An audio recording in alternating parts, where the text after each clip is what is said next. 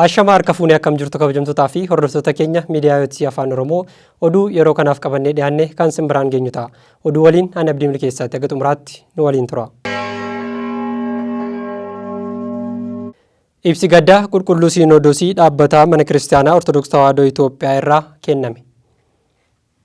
Qulqulluun Siinodoosii ibsa baaseen kanaan dura yeroo adda addaatti du'aa fi godaansa biyya lallabaa Arsii Bahaatti mudateen miira gaddaa keessa osoo jirru nuyis gadda keenya irraa osoo hin jabaatiin deebisanii miidhaan bifa haaraatiin itti fufuun lubbuun namoota nagaa 21 gocha sakkanneessaan darbuu isaa warri hafan ammoo hidhattootaan butamanii eessa buuteen isaanii dhabamuu isaa akkasumas manneen abbootii warraa 10 ol ta'an qabeenya isaanii waliin gubachuu isaa gaddii guddaan nutti dhagahameera jedhe. Kanaafuu obboloota keenya irratti gochi sukkanneessaan raawwatame kun jireenya guyyaa guyyaa uummata kiristaanaa irratti dhiibbaa badaa kan uumu akkasumas barreeffamoota qulqulluu keessattis ta'ee sirna jireenya namoomaa keessatti gonkumaa fudhatama kan hin qabne waan ta'eef Siinodoosiin dhaabbataa mana Kiristaanaa Ortodoksii Tawaahidoo Itoophiyaa gochicha cimsee balaaleffateera. Dhiigni qulqulluu maqaa isaatiif jedhee rakkina argee fi haqa barbaadee iyyu kun murtii sirrii waan barbaaduuf warri gocha sukkanneessaa kana raawwatan seeraan akka gaafataman gara fuulduraattis lubbuun namaa kabajamaan akka hin banne qabeenyi lammiilee akka hin qisaasofne mootummaan nageenya lammiilee eegsisuun irratti itti gaafatamummaa isaa akka bahu Siinodoosichi waamicha isaa dabarsa. Maqaa isaatiif jedhanii foon isaatiin rakkina fudhatanii lubbuu isaanii kan dhaban ijoollee keenya ortodoksotaaf gadda nutti dhagahame ibsaa. Waaqayyo gooftaan boqonnaa qulqullummaa akka kennuuf maatii isaaniis akka jajjabeessu ni kadhanna. Siinodoosii dhaabbataa mana Kiristaanaa Ortodoksii Tawaahidoo Itoophiyaa Guraandhala 2018 Finfinnee Itoophiyaa. Haaluma wal fakkaatuun eebbifamoo Abbaa Saawiroos hojii gaggeessaa mana lubummaa waliigalaa gadda itti dhagahame ibsaniiru.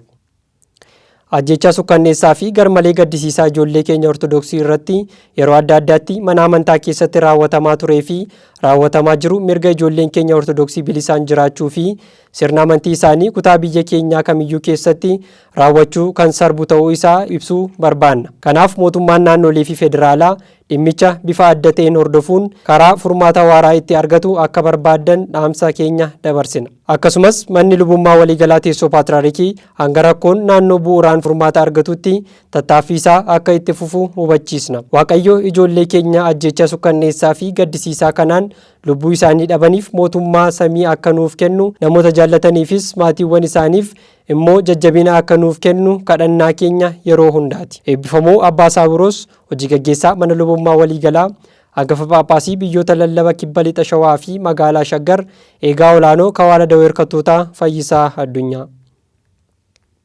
Akkasumas barreessaan olaanaa qulqulluu Siinodoosii lubbuun darbuu kiristaanota ortodoksii gadda guddaa itti dhagahame ibsaniiru. Xalayaa eebbifamummaan isaanii Abbaa Eelsaay waajjira keenyaaf barreessan irraa hubachuun Guraandhala 20 bara 2018tti lubni tokko dubartoonni 2 fi dhiironni 18 humnoota hidhataniin biyya lallabaa Arsii Bahaa aanaa Shirkaa ganda Jaawii keessatti raawwatamee gaafa dhageenyu hedduu gaddineerra. Ta'us ijoollee keenya ortodoksii biyya lallabichaa irratti bakka adda addaatti raawwatamaa turee fi raawwatamaa jiru mirga ijoolleen keenya ortodoksii bilisaan jiraachuu fi sirna amantaa isaanii kutaa biyya keenyaa kamiyyuu keessatti raawwatan kan sarbu ta'uu isaa carraa kanaan yaaddoo keenya ibsuu barbaanna. Kanaaf mootummaan naannolee fi federaalaa dhimmicha bifa adda ta'een hordofuun karaa furmaata waaraa itti argatan akka barbaadan dhaamuun Waajjirri qulqulluu Siinodoosii mana Kiristaanaa Ortodoksii Tawaahidoo Itoophiyaa hanga rakkoon naannoo bu'uuraan furmaata argatutti qaamolee mootummaa kallattiin dhimma ilaallatu waliin mariidhaan tattaaffii taasisaa jiru jabeessee akka itti fufu carraa kanaan ibsuu jaalanna. Waaqayyo ijoollee keenya ajjechaa sukkanneessaa fi gaddisiisaa kanaan lubbuu isaanii dhabaniif mootummaa samii akka nuuf kennu namoota jaallataniif immoo jajjabina akka nuuf kennu kadhannaa mana kiristaanaa keenya yeroo hundaati. Eebbifamoo Abuna Diyoosqoroos barreessaa qulqulluu Siinodoosii Qondaala Phaaphaasii biyya lallaba raayyaa eegaa olaanaa qajeelcha gurmeessaa fi galmeessa waldaalee. Eebbifamoo Abuna Saawiroos yaa'ii afuuraa guddaa mana kiristaanaa Dabra Sooliyaanaa qulqulleettii Maaramii fi Abuna Kiroos mirgootti qophaa'e eebbisuun eegalchiisan. Biyya lallaba magaalaa Shaggar kutaa magaalaa Kooyyee Faccee fi Galaanitti kan argamu Manni Kiristaanaa Mirgoo Dabra Sooliyaanaa Qulqulleettii Maariyaamii fi Abuna Kiroos Guraandhala 21 hanga 23 bara 2018tti kan turu yaa'ii hafuuraa guddaa gaggeessuu eegaleera. Sagantaa kana irratti hojii gaggeessaa olaanaa mana lubummaa waliigalaa teessoo paatriyaarikii hangafa Phaaphaasii biyyoota lallaba Shawaa Kibba Lixaa fi magaalaa Shaggar eebbifamoo Abuna Saawiroos argamuun saganticha eebbisuun eegalchiisaniiru. Eebbifamummaan isaanii barumsa kennaniin uummanni maqaa Waaqayyoo waamuu fi balbala isaa eeggatu eebbifamaadha jechuun keessumattuu manneen amantaa baadiyyaa fi fageenya irratti argaman tajaajiluun qaamaan argamuun jajjabeessuu fi rakkoo isaanii furuun baay'ee barbaachisaadha. Hojiin keenya inni guddaa isaan cina dhaabbachuudha. Kiristaanni abdii hin kutatu. Waaqayyo uummata isaa fi tajaajiltoota isaa irra bulee mana isaa ni ijaara jedhaniiru. Sagantaa kana irrattis eebbifamummaan isaanii ijaarsa mana qulqullummaa gaggeeffamaa jiru daawwachuun ijaarsichi dafee akka xumuramuuf rakkoolee jiran qaamolee dhimma ilaallatu waliin mari'achuun furmaata akka argatu hojjechuufis waadaa galaniiru. Sagantaa kana irrattis liqa lissaanaat Badhaasaa Tolaa, hojii gaggeessaa kutaa magaalichaa Malaakaayil Abbaa Afeworq Yohaannis, hojii gaggeessaa kutaa magaalaa Buraayyuu Gafarsaa Gujee, Malkaanonnoo Laga Xaafoo Laga Daadhii fi Kuraa Jiddaa, liqa lissaanaat Taammiraat Indiris itti gaafatamaa kutaa lallaba wangeelaa kutaalee magaalichaa, liqa Aalaaf Malaakuu Abbabaa bulchaa mana kiristiyaanichaa akkasumas itti gaafatamtoonni kutaa magaalichaa fi mana kiristiyaanichaa hedduun argamaniiru. Xumura irrattis eebba eebbifamoo Abuna Saawiroosiin sagantichi goolabameera. Oduu wal fakkaatuun yaa'iin hafuuraa marsaa 42ffaa dargaggummaan mana kiristiyaanaa Dabra Mihirat Qulqulluu Sillaasee Sulultaatti gaggeeffamuun xumurame. Biyya lallaba magaalaa Shaggar mana kiristiyaanaa Dabra Mihirat Qulqulluu Sillaasee Sulultaatti yaa'iin hafuuraa marsaa 42ffaa dargaggummaan mana kiristiyaanaaf guyyoota 3f gaggeeffamaa ture bakka eebbifamoo Abuna Saawiroos hojii gaggeessaa mana lubummaa waliigalaa argamanitti xumurame. Sagantaa kana irrattis eebbifamummaan isaanii Wangeelli jireenya mana kiristiyaanaa ta'uu isaa ibsuun dargaggoonni beekumsa wangeelaan eegamee kabaja mana kiristiyaanaa eeguu qaba jechuun qajeelfama dabarsaniiru. Dabalataanis eebbifamummaan isaanii ergaa dabarsaniin jalqaba irratti misoomuu kan qabu sammuu dhala namaati. Wangeelli ammoo bu'uura isa guddaati jechuun dargaggoonni bakka biroo oolurra gara mana kiristiyaanaa dhufuun seenaa fi amantaa abboota isaanii barachuu akka qabanis ibsaniiru. Manni koo mana kadhannaa jedhama mata duree jedhuun barumsa wangeelaa karaa Laayika Salaam Geetannat Balaay itti gaafatamaa kutaa lallaba wangeelaa Buraayyuu Gafarsaa Gujee Malkaanonnootiin kennameera. Hojii gaggeessaan kutaa magaalichaa Malaaka Mihirat Abbaa Shiinodaa ergaa dabarsaniin eebbifamoo Abuna Saawiroos osoo hin dadhabinii fi hin nuffiin babal'ina wangeelaa fi guddina dargaggootaaf gumaacha taasisaa jiran dinqisiifachuun hojiin isaanii dhaloota irratti bu'aa guddaa akka buusaa jirus ibsaniiru. Xumura irrattis yaa'iin dargaggummaa mana kiristiyaanaaf manneen kiristiyaanaa garaa garaa irratti itti fufuu akka qabu qajeelfama kennuun kadhannaa fi eebbaan sagantichi goolabameera. Eebbifamoo Abuna Hiriyaaqoos mana kiristiyaanaa Tsirhaa Aryaam Qulqulluu Sillaasee Yerbarri Gooroo haaraa ijaaramuuf dhakaa bu'uuraa kaa'an.